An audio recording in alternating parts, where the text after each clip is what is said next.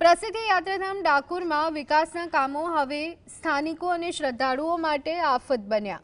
ગોપાલપુરા વિસ્તારમાં છેલ્લા 25 દિવસથી માત્ર 200 મીટરના રોડનું કામ ગોકળગાયની ગતિએ ચાલતા લોકોની હાલાકી વધી છે।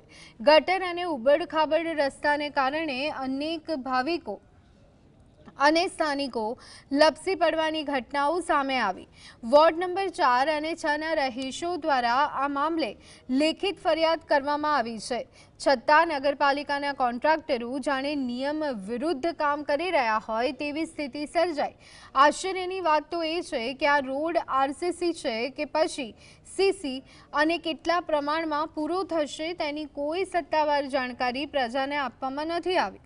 જ્યારે સ્થાનિક મહિલાઓ આ અંગે ચીફ ઓફિસરને રજૂઆત કરવા ગઈ ત્યારે સંતોષકારક જવાબને બદલે વિપરીત ઉત્તર મળતા રોષ ભભૂકી ઉઠ્યો। રહીશોએ ચીમકી ઉચ્ચારી છે કે જો વહેલામાં વહેલી તકે ઉકેલ નહીં આવે તો 26 જાન્યુઆરીએ ગાંધી ચિંધ્યા માર્ગે ઉપવાસ આંદોલન કરવામાં આવશે। વિસ્તાર ગોપાલપુરા છે, બેંક ઓફ ઇન્ડિયાની સામે અમારો વોર્ડ નંબર 6 છે।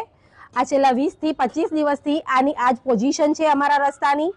અહીંનો કોઈ નિકાલ આવતો નથી। જ્યારથી રોડ તોડ્યો ત્યારથી ગટર અને પાણીની પાઇપો તૂટી છે, એની સમસ્યા છે।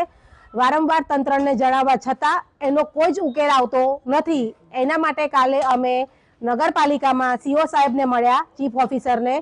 એમને અમને એવી રીતના જવાબ આપ્યો કે જાણે એ આ બધા તંત્રનો બચાવ કરી રહ્યા છે, એ કશી વસ્તુ ક્લિયર કરતા નથી। એ ઉપરથી અમને એવું કહે છે કે તમે ટેક્સ ભર્યો છે, તમે બહાર રોડ પર કચરો નાખો છો। એ અમે જાણ કરી પણ હજુ સુધી એનો કોઈ જ નિકાલ થયો નથી અને આગળ હજુ થશે કે કેમ એ પણ હજુ અમને કોઈ આઈડિયા નથી એનો। તમારા પ્રશ્નો સુલઝાશે નહીં તો તમે શું કાર્યવાહી કરશો આગળ? અમે છેક આગળ સુધી પહોંચીશું, અપવાસ પર બેસીશું અને આનાથી હજુ ગાંધીનગર કે એનાથી પણ આગળ અમે જ્યાં પણ જવાશે ને ત્યાં પણ